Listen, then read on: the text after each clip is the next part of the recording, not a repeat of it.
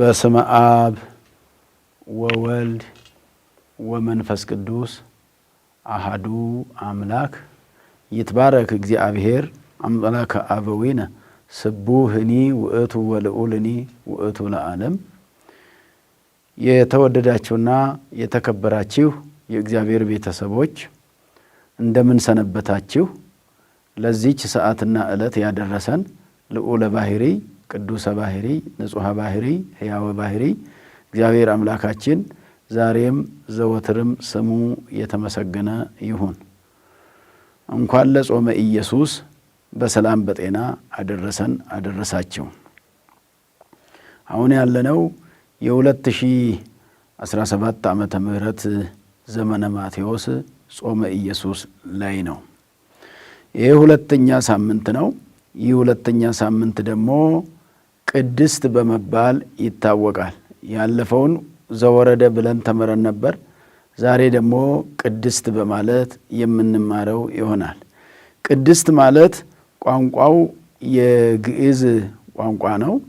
ቀደሰ፣ አመሰገነ፣ ለየ፣ አከበረ ከሚለው ግስ የተገኘ ነው።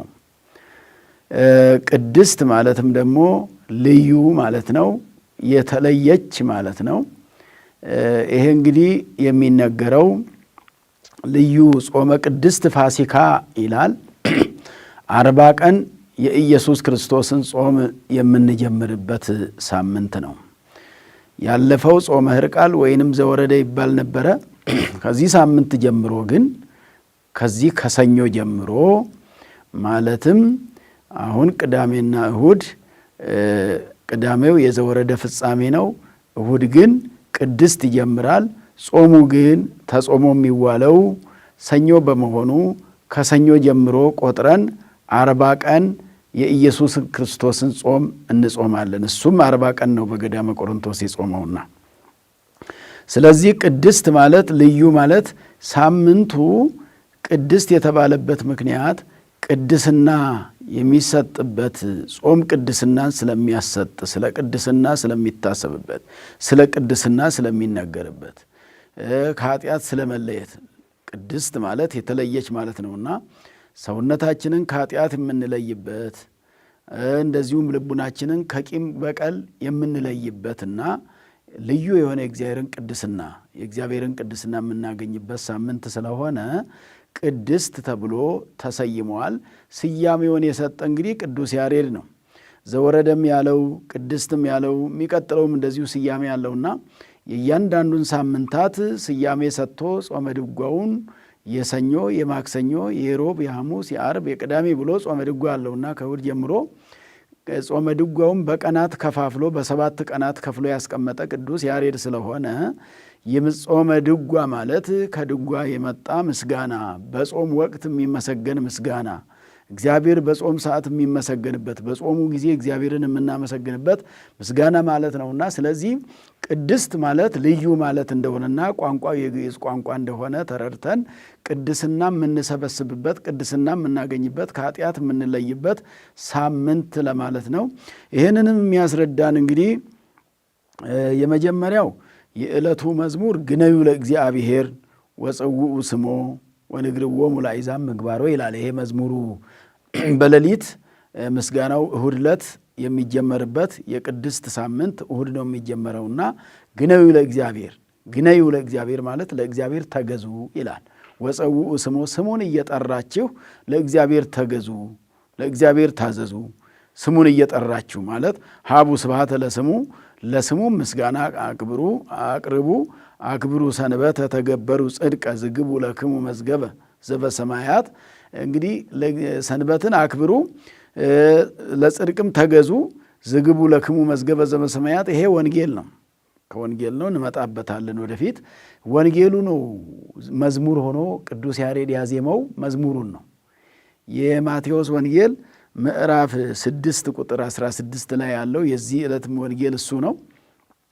ያንን ወንጌል ነው አስቀድሞ ለሌሊቱ ከቅዳሴ በፊት ምስጋናው በዚህ እንዲመሰገን እግዚአብሔር ስም በዚህ እንዲጠራ ስሙን እየጠራችሁ እግዚአብሔርን አመስግኑ እንዲሁም መዝገባችሁን በሰማይ ሰብስቡ የሚል ያ በምድር ላይ ከሰበሰባችሁ ብል ያበላሸዋል፣ ያጠፈዋል፣ በሌቦች ይሰርቁታል፣ ወደማይሰረቅበት ወደማይጠፋበት መዝገባችሁን ገንዘባችሁን ሰብስቡ በማለት ቅዱስ ያሬድ ይህንን የወንጌሉን ቃል በዜማ ተቀኝቶታል፣ አዚሞታል። ከዚሁም ጋር ተያይዞ የዕለቱ ምስባክም መዝሙረ ዳዊት 95 ላይ ነው። ቁጥር 5 ላይ እንዲህ ይላል፣ እግዚአብሔር እሰ ሰማያተ ገብረ፣ እግዚአብሔር ግን ይላል 7 ሰማያትን ፈጠረ ነው።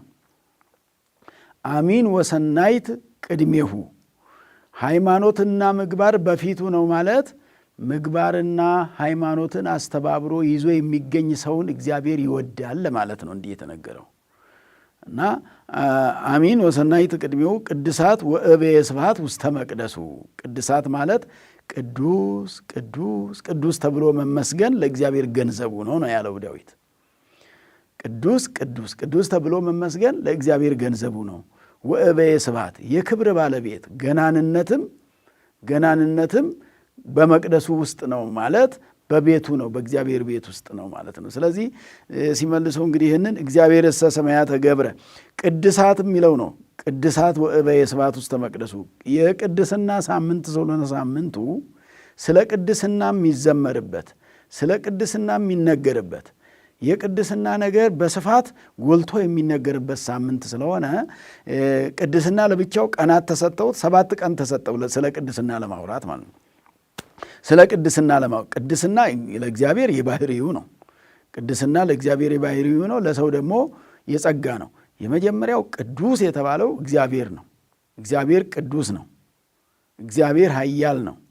እግዚአብሔር ንዑድ ክቡር ብለን እናመሰግናለንና ከዛ ለሰው ደግሞ ለቅዱሳን ቅድስናን ስለተሰጣቸው ቅዱሳን ደግሞ ቅዱስ ይባላሉ። ቅዱስ አቡነ ተክለ ሃይማኖት፣ ቅዱስ አቡነ ገብረ መንፈስ ቅዱስ፣ ቅዱስ ኢሳይያስ፣ ኤልያስ ነቢያት ቅዱሳን ናቸው። ሐዋርያት ቅዱሳን ናቸው። ጻድቃን ቅዱሳን ናቸው። ረቂቃኑም ደግሞ እነዚህ ግዙፋኑ ናቸው። የማይታዩት መላእክትም ቅዱሳን ናቸው። ለእነዚህ ሁሉ ቅድስናን የሰጣቸው እግዚአብሔር ነው። ለሱ ቅድስና የባህሪው ስለሆነ ለሰዎች ሰጣቸው፣ ለፍጡራን ሰጣቸው፣ ለመላእክትም ሰጣቸው ነው። ለሰው ልጅም ዛሬ ቅድስናን የሚሰጥ እግዚአብሔር ነውና እግዚአብሔር ከርኩሰት አንስቶ ለቅድስናው ያብቃን። ከወደቅንበትም ኃጢአት እግዚአብሔር ያንጻን፣ ከወደቅንበትም እግዚአብሔር ያንሳን። ስለዚህ የቅድስና ሳምንት ስለሆነ በማስቀደስ መቀደስ ይገኛል ማለት ነው።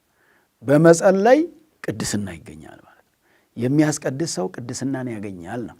ስለዚህ ምን አለ? 7 ሰማያትን የፈጠረ እግዚአብሔር ነው አለ። እግዚአብሔር እሰ ሰማያተ ገብረ መዝሙረ ዳዊት 95 ቁጥር 5 ላይ እግዚአብሔር 7 ሰማያትን ፈጠረ አለ። እግረ መንገዱን በዚሁ የ7 ሰማያትን ተራ ቁጥር ወይንም ስማቸውን እንዲህ እናጠናለን። 7ቱ ማን ማን ናቸው? የመጀመሪያው ከዚህ ከታች ወደ ላይ ነው የምንቆጥረው። ራማ፣ ኤረር፣ ኢዮር 3፣ ኢየሩሳሌም ሰማያዊት 4፣ ሰማይ ውዱድ 5፣ መንበረ መንግሥት 6፣ ጽርሐ አርያም 7። እነዚህ ናቸው 7ቱ ሰማያት የሚባሉት። ስለዚህ 7ቱ ሰማያት በቅድስና የሚታዩ ናቸው። በቅድስና የሚታዩ ናቸው። 7ቱ ሰማያትን የፈጠረ እግዚአብሔር እነዚህን 7ቱ ሰማያትን የፈጠራቸው እግዚአብሔር ወደዚህ ዓለም መጥቶ በዚህ ምድር ላይ ተመላልሶ ዋጋ ከፍሎ ለሰው ልጅ ቅድስናን ሰጥቷል ማለት ነው። በዚህ ምክንያት ቅዱስ ቅዱስ ተብሎ ቅዱስ ቅዱስ ቅዱስ ተብሎ መመስገን ለእግዚአብሔር ገንዘቡ ነው ብለን በዚህ ምስባክ በቅዳሴ መካከል እግዚአብሔርን እናመሰግናለን ማለት ነው። ከዚሁ ጋር ተያይዞ እንግዲህ ጾመ ኢየሱስ ነው እንግዲህ የምንጾመው። ኢየሱስ ክርስቶስ የጾመውን ጾም ነው። እሱ 40 ቀን በገዳመ ቆሮንቶስ ነው የጾመው። የዕለቱ ወንጌል ደግሞ የማቴዎስ ወንጌል ምዕራፍ 6 ከቁጥር 16 እስከ 24 ወይንም ደግሞ 25ን ሳይጨምር 24ን ጨርሶ ማለት ነው። ሁለተኛ ሳምንት ሰንበት የማቴዎስ ወንጌል ምዕራፍ 6 ቁጥር 16 እንዲህ ይላል። ምዕራፍ 6 ቁጥር 16 ላይ ጌታ ኢየሱስ ክርስቶስ ወሶበሂ ትጸውሙ ኢትኩኑ ከመ መደልዋን አለ። በምትጾሙበት ጊዜ እንደ ግብዞች አትሁኑ፣ ትልቅ መመሪያ ነው ያስተላለፈው መድኃኒታችን ኢየሱስ ክርስቶስ። ግብዞች ምንድን ናቸው? ምን ያደርጋሉ? እንደነሱ አትሁኑ ተብሏል ስንጾም። እንደ ጌታችን እንደ ኢየሱስ ክርስቶስ እንድንሆን እንጂ እንደ ቅዱሳን ሆነን እንድንጾም እንጂ እንደ ግብዞች እንደሚያስመስሉት እንዳንሆን ማለት ነው። እና ምን አለ? እስመ እሙንቱ ይትመጸለው ወይ ቆጽሩ ገጾሙ ወያማስኑ፣ እነሱ ይጠወልጋሉ አለ ሲጾሙ። ጾመኛ መምሰልም በጣም ይፈልጋሉ አለ። ፊታቸውን ያጠቁራሉ፣ ሰውነታቸውን ያጠወልጋሉ፣ ራሳቸውን የከሳ ሰው ያስመስላሉ። እንዲህ መስለው ይታያሉ። ሳይሆኑ መምሰል ነው። ግብዝ ማለት ሳይሆን መስሎ የሚታይ ማለት ነው። መስሎ ከመታየት ደግሞ እግዚአብሔር ይሰውረን። በእውነት እንደዚህ አይነት ኃጢአት፣ እንደዚህ አይነት በደል የለም። ከማስመሰል የሚበልጥ ኃጢአት፣ ከልብ የሌለን ነገር በግንባር ላይ ለማሳየት፣ በልብስ ላይ ለማሳየት፣ ሰው እንዲያይ ማድረግ፣ ይሄ ትልቅ በደልና ኃጢአት ስለሆነ ከንቱ ድካም ስለሚሆን ከዚህ ከከንቱ ድካም እግዚአብሔር ይሰውረን። ከዛ አለና ጌታ ኢየሱስ ክርስቶስ ከመያእምር ሰብእ ከመ ጾሙ አለ። እንደ ጾሙ ሰው እንዲያውቅላቸው ይጠወልጋሉ አለ። ሰው እንዲያውቅላቸው ነው አሁን የሚፈልጉት፣ ሰው እንዲያውቅላቸው ነው። እንዲህ አይነት ጾም የሚጾም ሰው አለ ማለት ነው። እንግዲህ ጌታ ኢየሱስ ክርስቶስ ይህን ከተናገረ ማኅበረ ሕቡዓት ኢየሱስ ክርስቶስ ሰዎች የሚያደርጉትን ሰዎች የሚሰሩትን ነገር የሚያውቅ ኢየሱስ ክርስቶስ የሚጠወልጉ ሰዎች፣ የሚያስመስሉ ሰዎች፣ ግብዞች አሉ። ከመያእምር ሰብእ ከመ ጾሙ፣ እንደ ጾሙ ሰው እንዲያውቅላቸው የሚፈልጉ ሰዎች አሉ አለ። እናንተ ግን አንትሙሰ ቅብኡ ርእሰክሙ፣ እናንተ ግን ራሳችሁን ተቀቡ አለ። ራሳችሁን ቅባት ተቀቡ አለ። ምንድነው ቅባት ማለት? በጾም መቀባት የታለ? በጾም ቅባት እኮ አይበላምም መቀባትም የለም። ምን ማለት ፈልጎ ነው ኢየሱስ ክርስቶስ? ይሄንን ስናስበው ቅባት የተባለው ፍቅር ያዙ ነው። ፍቅር ኖሯችሁ ጾሙ ነው። ቅብእሰ ፍቅረ ደቂቀ እጓለ እመሕያው ወኢይርሐቀ ቅብእ ይላል። ቅባት አይራቅ። ቅባት ማለት ደግሞ የሰው ልጅ ፍቅር ነው። ከሰው ልጅ ጋራ ያለ ፍቅር ነው። ስትጾም ፍቅር ይኑርህ ለማለት ነው። ፍቅር አልባ የሚጾም በባለፈው ሳምንት ተምረናል። ጌታ ኢየሱስ ክርስቶስ እንደገለጸለት ቅዱስ ያሬድ ሲናገር ንጹም ጾመ ወናፍቅር ቢጸነ፣ ጾምን እንጹም ወንድማችንን እንውደድ፣ ወንትፋቅር በበይናቲነ እርስ በርሳችንም እንዋደድ። ፍቅር የሌለበት ጾም ከሆነ እንደ ግብዞቹ ነው የሚሆነው። ግብዞቹ ለማስመሰል እንደ ጾሙት ነው የሚሆነው። የተጣሉትን ታርቆ፣ የበደሉትን ክሶ፣ የቀሙትን መልሶ የማይጾም ከሆነ ቅባት የሌለው ጾም ነው ማለት ነው። ቅባት ሲባል ቅባት ሰውነትን ያለሰልሳል። ፍቅርም ሰውነትን፣ ሻካራውን ሰውነት ቅባት እንደሚያለሰልሰው ፍቅርም ሰውነትን ያለሰልሳል፣ ነፍስን ያርሳል፣ ያስተካክላታል፣ ከእግዚአብሔር ጋር ያገናኛታል ማለት ነው። ከዚሁ ጋር አያይዞ ጌታ ኢየሱስ ክርስቶስ ቅባት ይኑራችኋልና ቅብ አለና ቀጥሎ ደግሞ ወሕጽቡ ገጸክሙ፣ ፊታችሁንም ታጠቡ አለ። ይሄ ማለት ከመ ኢያእምር ሰብእ ከመ ጾምክሙ፣ እንደ ጾማችሁ ሰው እንዳያውቅባችሁ አለ። ይሄ እንግዲህ በዚህ በአብይ ጾም የሚሆን አይደለም። ይሄ የፈቃድ ጾም በሚጾምበት ጊዜ ይሄ ጌታ ጾም ስለሆነ ሰው ሁሉ የሚጾመው የአዋይ ጾም ሲሆን መሰወር አይቻልም። ጾምን ሰውሮ መጾም አይቻልም። እውነተኛ ጾም መጾም ነው የሚገባው እንጂ እኔ ጾመኛ አይደለሁም ማለት አይቻልም። አሁን ጾመኛ ነኝ ነው፣ ግን ለማስመሰል አይደለም፣ እውነተኛ ጾም እንዲሆን ነው። ሌላ ጊዜ የፈቃድ ጾም ከመምህረ ንስሐ ጋር ተነጋግረው የሚጾሙት ጾም ሲሆን ግን እርሱን ሰው እንዳያውቅ ደብቆ ይጾማል ማለት ነው። የፈቃድ ጾም፣ የንስሐ ጾም በፈቃድ የሚጾም በፈቃድ ለምሳሌ የፈቃድ ጾሞች አሉ። ፈቅደን ወደን ከአዋጁ ውጪ ጨምረን የምንጾማቸው እነሱን ሰው እንዲያውቅልን ማድረግ አይገባም። ሰው እንዲያውቅልን ከተደረገ እግዚአብሔር ፊት አልደረሰም እንደማለት ነው። እንደውም እዚህ ወንጌል ላይ ምንድን ነው የሚለው? በስውር የምታደርገውን የሚያይ አባትህ በግልጽ ይከፍልሃል ነው የሚለው። በግልጽ ይከፍላል ማለት በዕለተ ምጽአት በግልጽ ንዑ ሀቤ ቡሩካኑ ለአቤ፣ እናንተ የአባቴ ቡሩካን ወደ እኔ ነው ብሎ በዕለተ ምጽአት በክብር ይጠራቸዋል። ስውር ነገር የለም፣ በግልጥ ይከፈላቸዋል። መንግሥተ ሰማያት የእናንተ ናት ተብሎ በግልጽ ትሰጣቸዋለች ማለቱ ነው። እና ታጠቡ ማለቱ በአንብአ ንስሐ ታጠቡ ነው። ስትጾሙ ከልብ ሆኖ እያለቀሳችሁ ጾሙ ነው። እያለቀሳችሁ አስቀድሱ ነው። ኃጢአታችሁን እያሰባችሁ፣ ስለ ሀገር እያሰባችሁ፣ ስለ ቤተ ክርስቲያን እያሰባችሁ፣ ስለ ሰው ልጅ በጎ ነገር ስለ ጠፉ ሰዎች አስባችሁ ጸልዩ ነው። ስለ ጠፉ ሰዎች እያለቀሳችሁ ጾሙ ነው። እያለቀሱ ከተጾመ ዋጋ ያሰጣል ማለት ነው። ወትሴሰየነ እክለ አንብዕነ ይላል እዛ ዳዊት በመዝሙሩ ላይ እንባ እህል እንባችንን ትመግበናለህ ማለት እየተለቀሰ የሚበላ ምግብ። ባቢሎናውያን ያኔ በስደቱ ጊዜ በመከራ ሲኖሩ እስራኤል በመከራ ሲኖሩ ባቢሎናውያን ምግብ ሲሰጧቸው ተሰደው ይኖሩ ስለነበረ እያለቀሱ ነበር የሚበሉት ምግባቸው ላይ እንባው ይንጠባጠብ ነበረ። የሚበሉት ምግብ ላይ እንባው ሲጠባጠብባቸው አብሮ ከምግቡ ጋር እንባቸውን ይበሉ ስለነበረ ነው፣ በመከራ ስለነበረ ማለት ነው። እንባው በዚህ ልክ አጥለቅልቆ ከራሳቸው ከፊታቸው ከዓይናቸው የሚወርደው እንባ የሚበሉት ምግባቸው ላይ እየወረደ ምግቡን እያራሰው ከምግቡ ጋር ይበሉት ነበረ በመከራ ዘመን። 70 ዘመን እንዲህ ነበር እስራኤል የኖሩት። እኛም በዚህ ምድር ላይ 70 ዘመን ስንኖር እግዚአብሔር በሰጠ ዕድሜ እንግዲህ የሰው ዕድሜ 70 እና 80 ተብሏል። በዚህ ምድር በሚኖርበት ጊዜ ስለ ራስን በደል እያሰቡ እያለቀሱ እያነቡ ሲኖር ያ እውነተኛ ጾም ይሆናል ማለት ነው።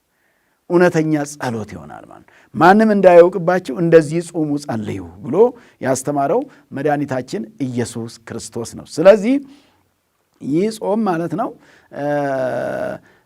ፍቅር ይዞ የሚጾም ጾም ነው። የንስሐ እንባ እያለቀሱ የሚጾም ጾም ነው። የራስን በደል እያሰቡ እንዲህ ብላችሁ ስትጾሙ ሰማያዊ አባታችሁ አቡክሙ ሰማያዊ አባታችሁ ዋጋችሁን ይሰጣችኋል አለ። ዘይሬእየክሙ በህቡ የአስየክሙ ክሱተ በስውር ሆናችሁ የምትጸለዩት የስውር ጾም ከሆነ ማለት ነው። ይሄኛው ግን በግልጽ የሚጾም ነው፣ በግልጽ የሚጸለይ ነው። ዋጋው ይሰጣቸዋል፣ ቅድስናው ይሰጣቸዋል ብሎ በዚህ ልክ አስተምሯል ጌታችን ኢየሱስ ክርስቶስ። እንግዲህ እነዚህ ግብዞቹ በምድር ላይ ሰው እንዲያውቅላቸው ስለሚጾሙ እስመ ነሱ እሴቶሙ በዲበ ምድር ዋጋቸውን በምድር ላይ ያገኙ ይላቸዋል። ምን ነበረ ዋጋቸው? የግብዞች ሰዎች በምድር ላይ ጾመኛ፣ ጸሎተኛ፣ መንፈሳዊ ተብሎ መወደስ ነበረና ውዳሴያቸውን እዚሁ አግኝተውታል ነው። መወደስ መመስገን ነበር የፈለጉትን መመስገን አግኝተውታል። ምድር ላይ ተመስግነውበታል። ሀጉሉ እሴቶሙ ይላል ዋጋቸውን አጡ ይላል። በሰማይ ዋጋ የላቸውም ነው። በመጨረሻው ሰዓት በዕለተ ምጽአት ዋጋ የላቸውም። እዚህ ግን ዋጋ አግኝተዋል። እዚህ ላይ ያገኙት የፈለጉት ውዳሴ ከንቱን ነበረና ውዳሴ ከንቱ ሽተው ነበረና የሚያስመስሉት የነበረው ሲያስመስሉት የነበረው ሲለፉለት የነበረው ሲተጉለት የነበረውን ከንቱ ውዳሴና በምድር ላይ በሰው ዘንድ መመስገንን አግኝተውበታልና ነው። በምድር ላይ በሰው ዘንድ መመስገንን አግኝተውበታልና ይላል። ዋጋቸውን አጡ ማለት በሰማይ ዋጋ አላገኙበትም ነው። ዋጋቸውን አገኙበት ሲል ደግሞ በምድር ውዳሴ ከንቱ አገኙበት ነው። ተወድሰንበት የምንኮነንበትን ነገር እግዚአብሔር ይሰውርልን። ምክንያቱም የምንኮነንበት ነገር አለ አይደለ? ከልብ ያልሆነ ነገር ጾሙ ከልብ ያልሆነ ፍቅር የሌለበት አንባ ንስሐ የሌለበት ስለ ንስሐ እያለቀስን የማንጾመው ሲሆን ምን ይሆናል ማለት ነው? በዛ ጊዜ የንስሐ ጸሎት ከሌለበት ንስሐ ከሌለበት እውነተኛ ጾም ካልተጾመ ዋጋ አያሰጥም ለማለት ተብሎ በዚህ መልክ ጌታ ኢየሱስ ክርስቶስ አስተምሯልና ስለዚህ የጌታችን የኢየሱስ ክርስቶስን ጾም ነው የምንጾመው። እዚህ ወንጌል ላይ እንግዲህ መዝገባችሁንም በሰማይ ሰብስቡ የሚል እናገኝበታለን። መዝገባችሁን በሰማይ ሰብስቡ የሚል ይገኛል። እዚህ ላይ እንግዲህ በምድር ላይ አትሰብስቡ ተብሏል። በምድር ላይ ነቀዝ ይበላዋል፣ ብል ያበላሸዋል ተብሏል። ሌቦች ይቆፍሩታል፣ ይሰርቁታል፣ ያገኙታል። ይሄ ገንዘባችሁ ሌባ በሚሰርቅበት ቦታ ቢቀመጥ ልብሳችሁን ደግሞ ለሌላ ቀን ይሆናል ብላችሁ አጣጥፋችሁ ብታስቀምጡ መዝገባችሁን በሰማይ ሰብስቡ ነው የሚለው። መዝሙሩም ላይ ያየነው ይሄን ነው። ወንጌሉም ላይ እዚህ ማቴዎስ ወንጌል ምዕራፍ 6 ቁጥር 16 ጀምሮ ያለው ዝግቡ ለክሙ መዝገበ ዘበሰማያት ሀበጻጼው ቁንጉኔ እያማስኖ ወሀበ ሰረቅት ይከርይዎ ሽፍቶች ቆፍረው በርብረው በማያገኙበት ቦታ ብል በማያበላሽበት ቦታ ገንዘባችሁን ሰብስቡ ይላል። እዚህ ምድር ላይ ከተሰበሰበ እንግዲህ ልብስንም ከሆነ ለሌላ ጊዜ ይሆነናል ይጠቅመኛል ብሎ ትርፍ ልብስ አጥርፎ አብዝቶ ሳጥን እስኪሞላ እስኪጠብ ድረስ ሰብስቦ ማስቀመጥ ያንን ብል ቢበላው ወገን ሌላው ራቁቱን እየሄደ እንደዛ ብል እስኪበላው ብታስቀምጡ አይጠቅማችሁም፣ ዋጋ የለውም ነው።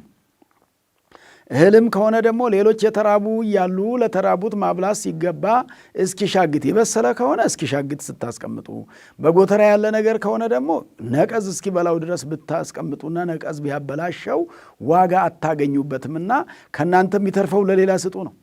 አካፍላችሁ ብሉ ነው። አካፍላችሁ ልበሱ ነው። እንደዛ ካረጋችሁ በእግዚአብሔር ዘንድ ሰብስባችኋል ማለት ነው።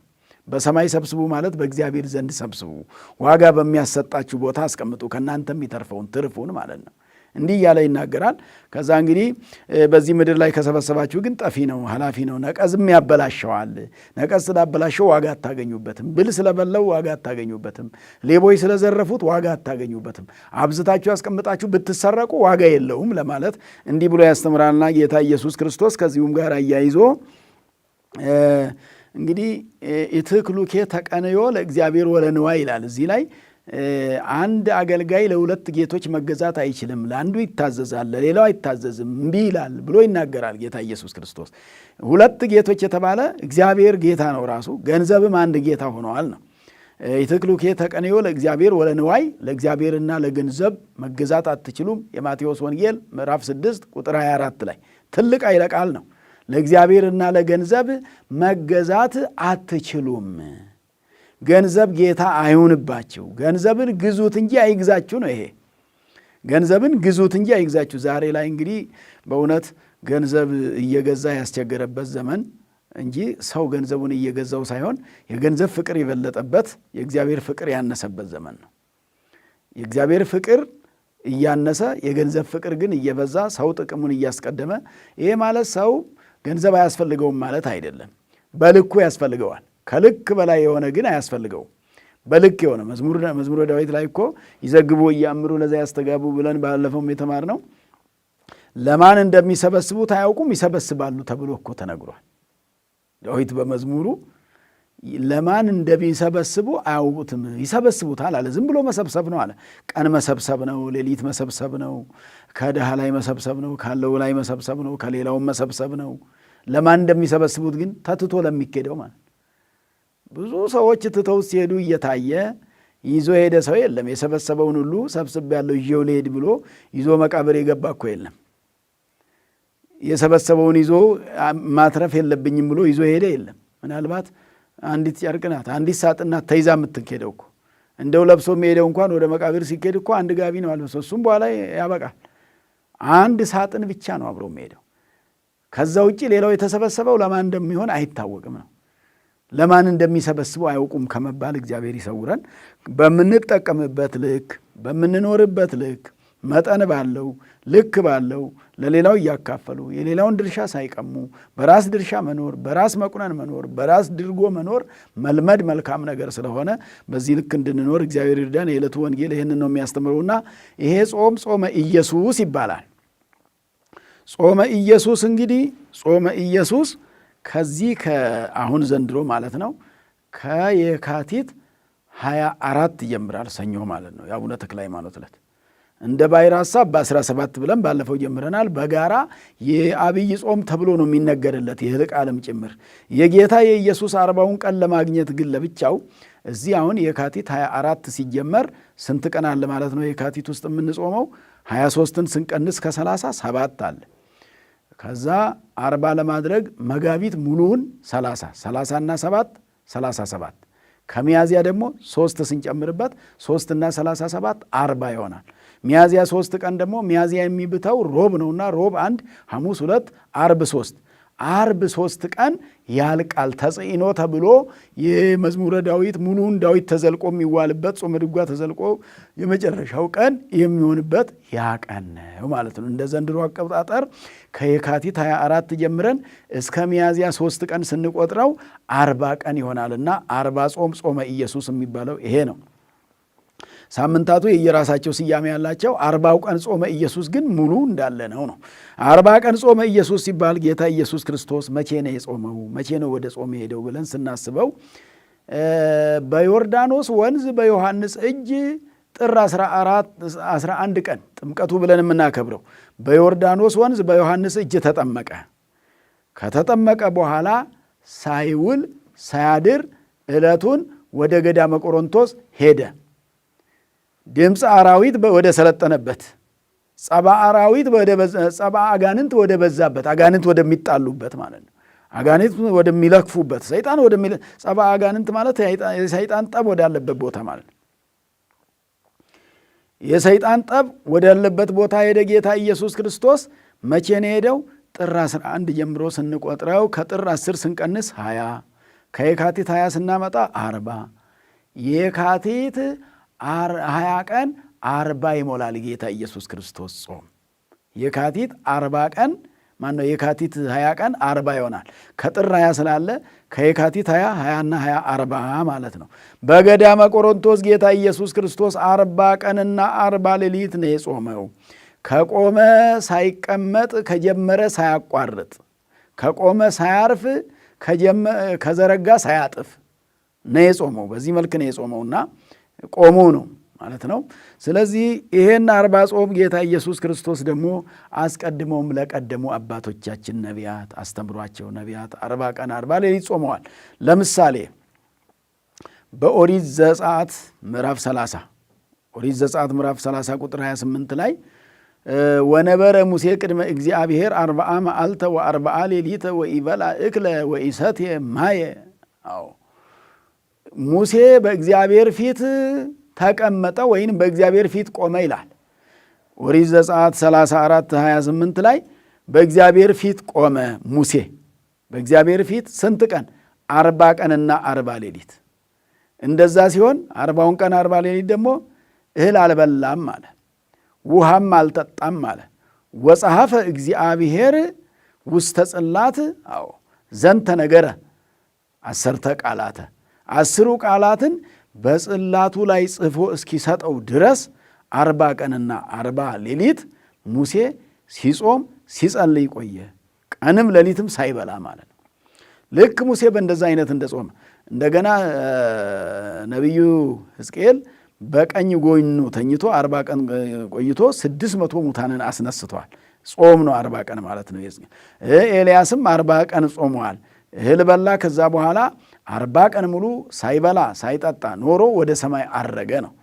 እነ ዳንኤልም እንደዚሁም ማመበዊኩ ገዳመ ሱሳ አርገ ይበላይኩ እክለ አርገ ቅብ ዲበ ርእስየ፣ ቅባት ራሴ ላይ አልወጣም አልተቀባውም ይላል ሲጾም። አልተቀባውም ነቢዩ ዳንኤል ማለት ነው። በትንቢተ ዳንኤል ምዕራፍ 10 ላይ የምታገኙት ማለት ነው። በዚያ ኖርኩኝ። እንደዚሁም ደግሞ ወኢቦአ ስጋ ወወይን ውስተ አፉየ፣ ስጋና ወይን ወደ አፌ አልገባም፣ ማለፊያ እንጀራ አልጠጣውም፣ የጠራ ወይንም አልጠጣሁም አለ ነቢዩ ዳንኤል። በጾም ጊዜ አይጠጣም ማለት ነው። ቅባትም አይበላም ማለት ነው። ቅባት መቀባትም አይገባም ማለት ነው። መብላትም አይገባም፣ መቀባትም አይገባም።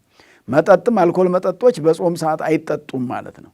ይህንን ነው የተናገረው። ኢቦአ ስጋ ወወይን ውስተ አፉየ፣ ስጋም አልበላሁም መጠጥም ወደ አፌ አልገባም አለ ነቢዩ ዳንኤል። ስለዚህ ይሄ ተይዞ ጌታ ኢየሱስ ክርስቶስ አስቀድሞ ነቢያቱ 40 ይጾሙ ነበረ። እሱም 40 ቀንና 40 ሌሊት ጾመ ሳይበላ ሳይጠጣ።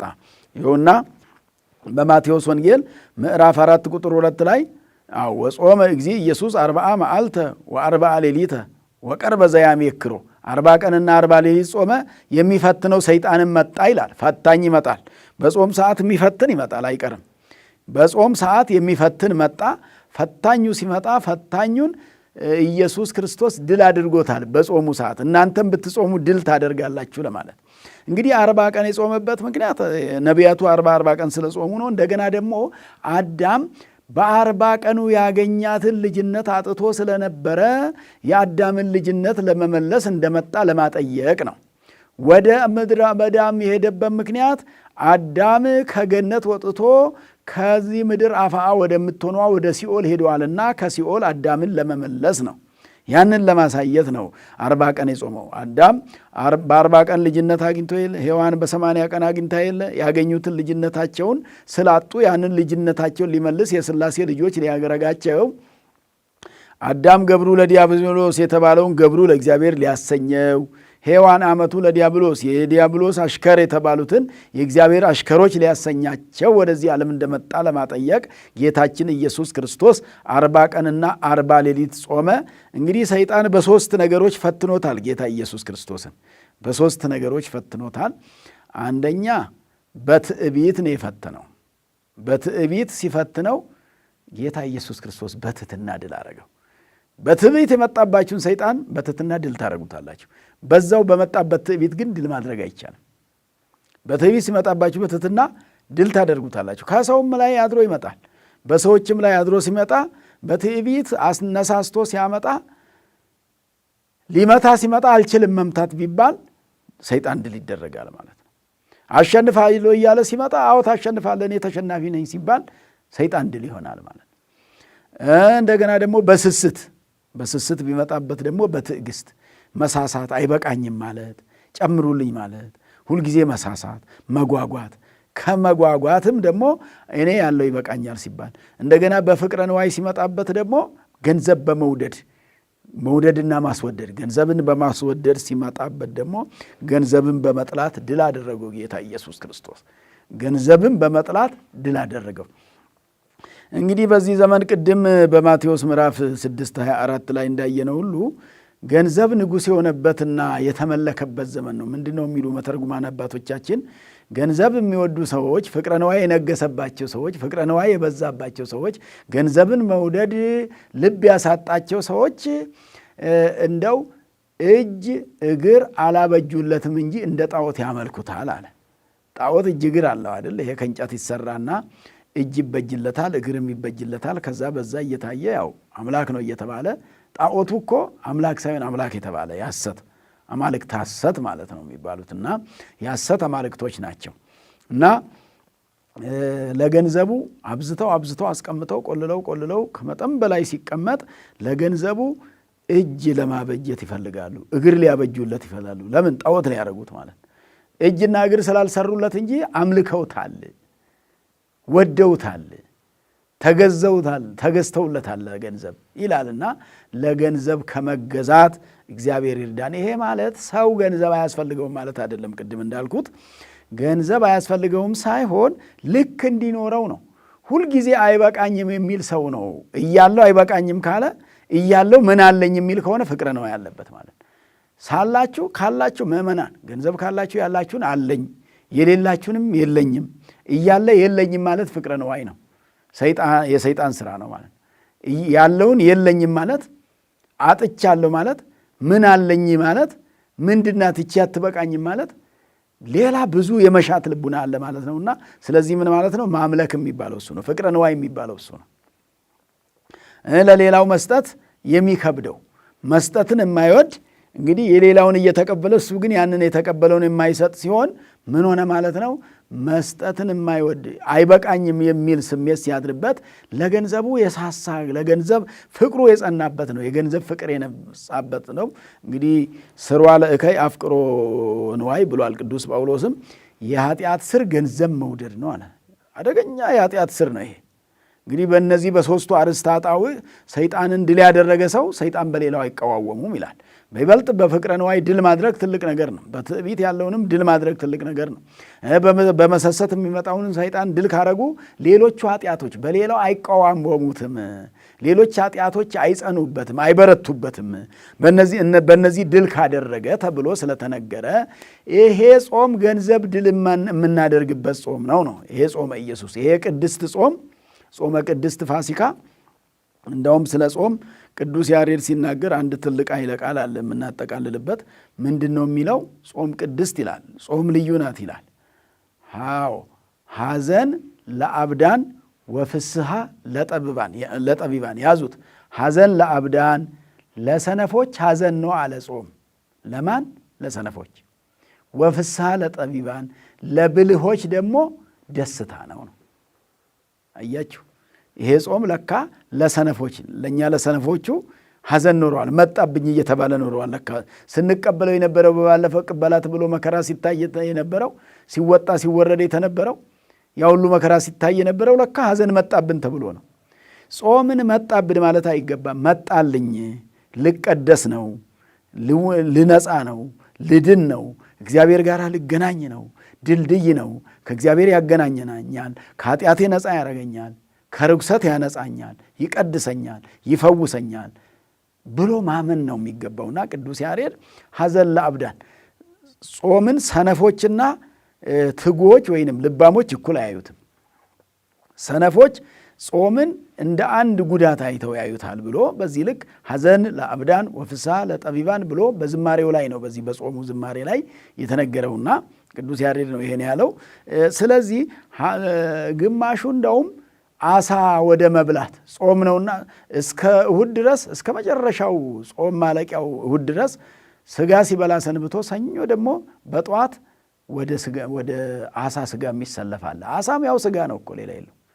አሳ ስጋ ነው፣ ደም አለው፣ ስጋ ነው፣ ምንም የተለየ ነገር የለው። ስለዚህ ያለ አሳ እንኳ ሳይቀር አትብሉ የተባለውን መልሶ መብላት አይገባም፣ አይበላም። ጾም ነው፣ በጾም አይበላም። እንኳንስ እሱ ሌላውንስ ምግብ አብዝቶ መብላት መች ይገባል? እንኳን ስጋ የሆነውን እንኳን ደም የሆነውን ከሌላውን ምግብ እንደ መጠጥ ያለው የለም አይጠጣም እየተባለ ምግብም አብዝቶ አይበላም እየተባለ በቀን አንዴ ይበላል እየተባለ ጾም ተብሎ ሌላው መደበኛው ምግብስ በጠዋት መች ይበላል? ይሄ የጾም ምግቡስ ራሱ ለምን ለስጋ እንዳይደላው ተፈልጎ አይደለም፣ ስጋ እንዳይመቸው ተፈልጎ እኮ ነው። የስጋ ምቾት እንዳይኖር ነው። አሳም ደግሞ ምቾቱን ያመጣዋል። ምቾቱን እስካመጣ ድረስ እንዴት ጾም ሊሆን ይችላል? ስለዚህ ከስንፍና የተነሳ ጾምን ካለመውደድ የተነሳ ለጾም ትጉ ካለመሆን የተነሳ በጾም ካለመደሰት የተነሳ ለዚህ ለስጋ በመጨነቅ ስጋ ይጠቁራል፣ ይጠወልጋል፣ ይከሳል ተብሎ ተጨንቆ ወደ አሳ የሚኬደውም አግባብነት ስለሌለው ሐዘን ለአብዳን ስንፍና ነው። ወደ አሳ መሄድ ስንፍና ነው፣ ከመስነፍ የተነሳ ነው። ተግቶ ካለመጾም ጾምን ከባድ አድርጎ ይከብደኛል ብሎ ማሰብ፣ ያከሳኛል ብሎ ማሰብ፣ ይጎዳኛል ብሎ ከማሰብ የሚመጣ ስለሆነ አሳ መብላት አይገባም ነው።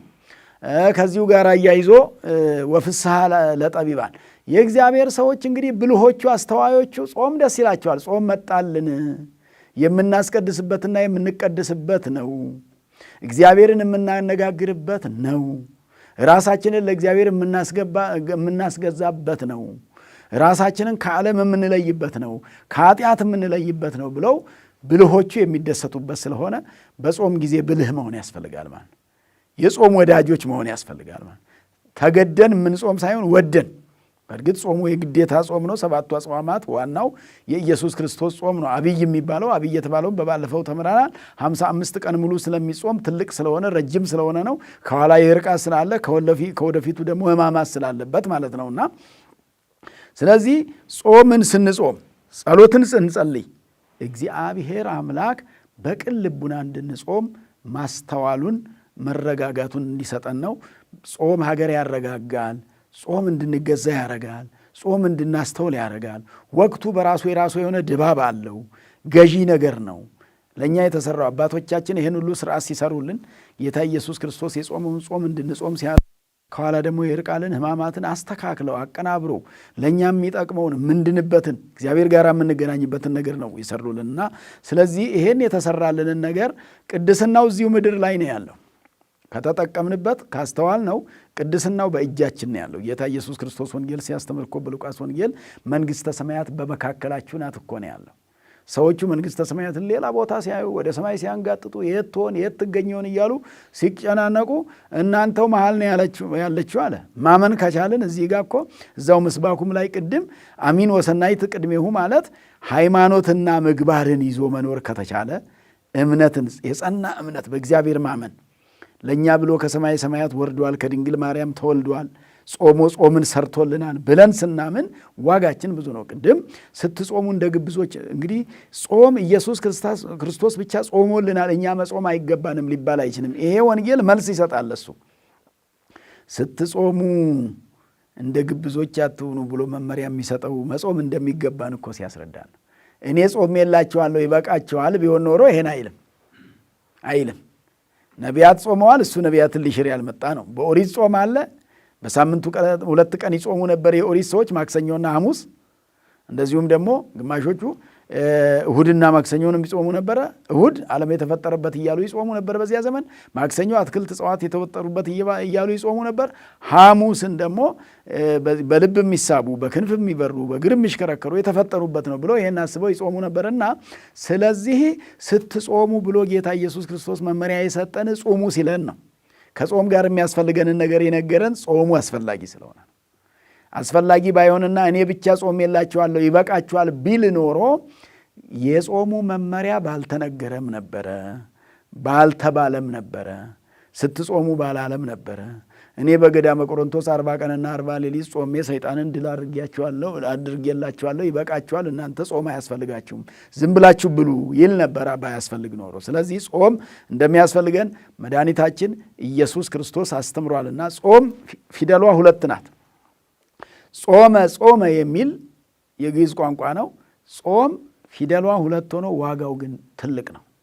የጾም ዋጋ ብዙ ነው እና አቡነ ተክለ ሃይማኖት ዛሬ በምልጃቸው በቃል ኪዳናቸው የምንተማመንባቸውና የምንድንባቸው ዋጋ የምናገኝባቸው እኮ በጾማቸው ነው ከእግዚአብሔር ጋር የተገናኙት። እንግዲህ ስንጾም ልበ ንጹሖች መሆን ደግሞ ያስፈልጋል። አንቀጸ ብፁዓን ላይ ጌታ ኢየሱስ ክርስቶስ ሲያስተምር ምን አለ? ብፁዓን ንጹሐነ ልብ እስመ እሙንቱ ይሬእይዎ ለእግዚአብሔር። ማቴዎስ ምዕራፍ 5 ላይ ልበ ንጹሖች ንዑዳን ክቡራን ናቸው። ልበ ንጹሖች ልበ ንጹሕ ሆኖ ልባቸውን ንጹሕ አድርገው የሚጾሙ ነቢያት መንፈሳቸውን ንጹሕ በማድረግ እግዚአብሔርን አይተውታል፣ ፊት ለፊትም ተያይተዋል ይላል። እስመ እሙንቱ ይሬእይዎ ለእግዚአብሔር፣ እግዚአብሔርን ያዩታል አለ። የእግዚአብሔርን ስራ ያዩታል ነው። እግዚአብሔር ይገለጥላቸዋል ነው። በሚገለጥላቸው ልክ ተገልጦ መልካም ነገር ላይ ይመራቸዋል ማለት ነው። ወደ በጎ ነገር ይመራቸዋል። በጎ ነገርን ያሳያቸዋል። ወደ በጎ ነገር ይወስዳቸዋል። መልካም ነገር ያደርግላቸዋል ማለት ነውና ስለዚህ ብፁዓን ንጹሐነ ልብ ተብሏል። ልበ ንጹሖች ብፁዓን ገባርያነ ሰላም፣ የተጣላ የሚያስታርቁ የሚታረቁ ብፁዓን ናቸው። ታርቆ አስታርቆ መኖር ብፁዕነት ነው። ለብፁዕነት ያበቃል። ብፁዓን እለ ይርህቡ ወይጸምዑ በእንተ ጽድቅ፣ ስለ እውነት የሚራቡ የሚጠሙ፣ ስለ እውነት ማለት ስለ ጾም ብለው የሚራቡ የሚጠሙ ብፁዓን ናቸው። ስለ ጾም ብሎ መራብ መጠማት ዋጋ ያሰጣል። ተርበን ውለን አስቀድሰን ስንበላ ዋጋ አለው። ተጠምተን ውሃ ጥም ይኖራል፣ ረሃብ ይኖራል። ይህን ሁሉ የታገሱ ብፁዓን ናቸውና ለብፁዕነት የሚያበቃ ብፁዓን ገባርያነ ሰላም የሚያሰኝ ብፁዓን ንጹሐነ ልብ የሚያሰኝ ልበ ንጹሖች ሆኖ መኖር ከቂም ከበቀል ቅድም እንዳልኩት ሁሉ ከቂምና ከበቀል ተለይተን ያለንም ነገር ያለኝ ይበቃኛል እያልን ይበቃኛል ማለትን እየለመድን ይበቃል ይሄን እግዚአብሔር ካባረከው ማለት እግዚአብሔር ከባረከ ይበቃል በሉ ወገኖቼ። ስራውንም እግዚአብሔር ከባረከ በተባረከው ልክ ይበቃል። ያለው ይበቃል ማለት መልመድ መልካም ነው። አይበቃም ባልን ቁጥር ፍቅረ ንዋይ ይጸናብናል ማለት ነውና ይበቃኛል ማለት ይገባል። በዚህ ባለው እግዚአብሔር ይሄን ከባረከልኝ በቂዬ ነው ብለን ስንል በረከት ነው ዋናው። ካልተባረከ ብዙ ቢሰበሰብም ይቦናል፣ ይጠፋል፣ ዋጋ የለው። እግዚአብሔር ሲባርከው ደግሞ ጥቂቱ ነው የሚበቃውና ለማርታ ጌታ ኢየሱስ ክርስቶስ ማርታ ሆይ ለምን ብዙ ትደክሚያለሽ? ጥቂት ይበቃል ብሏል ጌታ ኢየሱስ ክርስቶስ። በረከት ካለበት ጥቂት ይበቃል ማለት ነው። በረከት ከሌለበት ብዙም አይበቃም ማለት ነው።